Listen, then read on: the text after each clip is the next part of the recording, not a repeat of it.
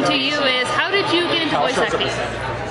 Well, I was one of these people that kind of fell into voice acting. It was something that, I guess it was this moment between 6th and 7th grade when my voice transitioned from this really teeny tiny high voice to a very, very low voice. And a lot of people said, you should do something with your voice, like maybe be on the radio or something like that. So I took their advice, and later on started working at a bunch of radio stations and eventually got a job at Funimation. And that's how I roll now.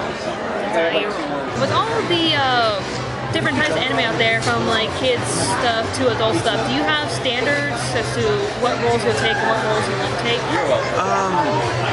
I'm an actor, so I pretty much will take anything that I'm given. There was one time where, this wasn't an anime, but it was a voiceover where they wanted me to use kind of an African American voice, and I have done spots kind of for the African American market before, but it never meant to imply that I was an African American man. But this one kind of implied that I was, so I didn't necessarily think that was cool. Yeah.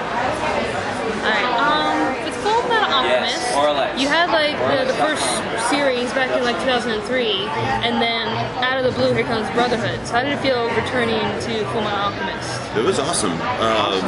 I love Brotherhood because there was so much more Alex Louise Armstrong in it. Plus, we got to meet his sister, which was incredible.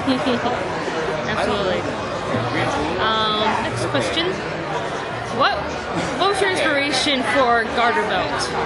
Garterbelt, I took one look at that character and said, I know exactly what he needs to sound like. I mean, you can look at that guy, listen to the Japanese version of it, and that's all you really need as far as your inspiration to do it. He just needed a voice that was big, strong, and could read stuff really quickly and was very good at dubbing, so I knew I had a very good chance. Now, did you like add in a little bit of improv with the lines, just to add a little more? We tried, but I mean, some of them were so jam-packed with words that, and trying to match the mouth movement and improving new stuff was hard. But Colleen was very cool about letting us kind of do whatever we wanted to. If we can think of a funnier, better way to read a line, she's always all about that. You know what I mean? With Dragon Ball Z, did you really think when you first started voice acting all these characters from Dragon Ball Z that it would still be going on to this day and it just keeps going? No, I would have never guessed in a million years that Dragon Ball Z would be as popular today as it was then. I didn't even imagine it'd be popular back then. We had no idea what we were working on. It was pretty cool.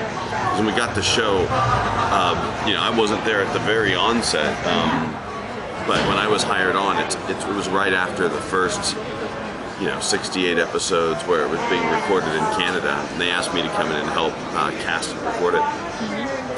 And I was really stoked to find out that it was not only popular, it was ridiculously popular. Absolutely, yeah. With all the fan stuff that you see out there, from abridges to cartoons, what do you think of the fandom for Dragon Ball Z? It's awesome. It's awesome. The abridged series is hysterical. It's particularly funny to me because I know the show so well, and I know the jokes they're making intimately. I know every single joke they're trying to make on that show, and why they're making fun of certain characters, and plus the guys who are doing it are hysterical. There's a lot of, this lady just a second ago showed me this thing on her phone that a friend of hers had worked on, and it was like called Saiyan's Paradise. Oh, wait a minute, you were the one who showed me that. And it was on your phone. Those people, they'd be crazy. That was my husband and his team. Next question.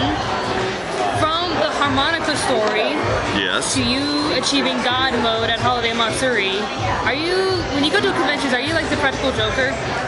I try to be, yes.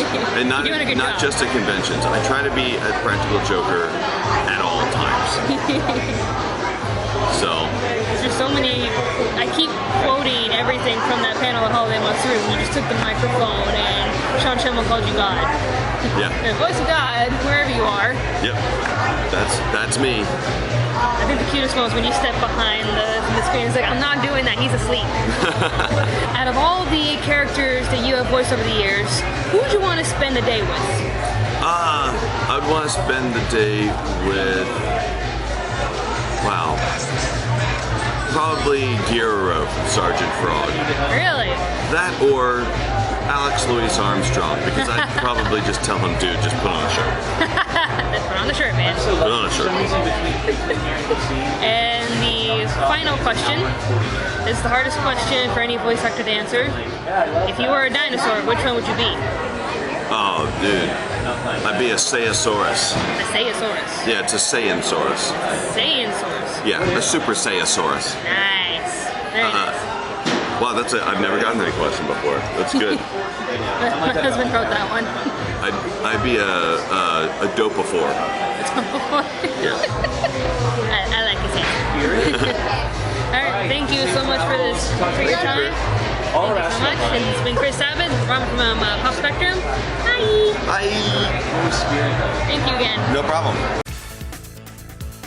Be sure to like, favorite, and comment on this video, as well as subscribe to Pop Spectrum. Thank you for watching! I got a really good one. Alright. If you have two, if you can get two voice actors under the mistletoe, who would it be and why? Oh! Voice actors under the mistletoe? Yes. At the same time? Yes. Who would it be and why? Vegeta. Ladies and gentlemen, the voice of God himself, Mr. Christopher Sabat, who's somewhere else. He's like, I got a mic in my hotel room. He's like, he's watching us. He's watching it now. And he's like in bed. Where is he?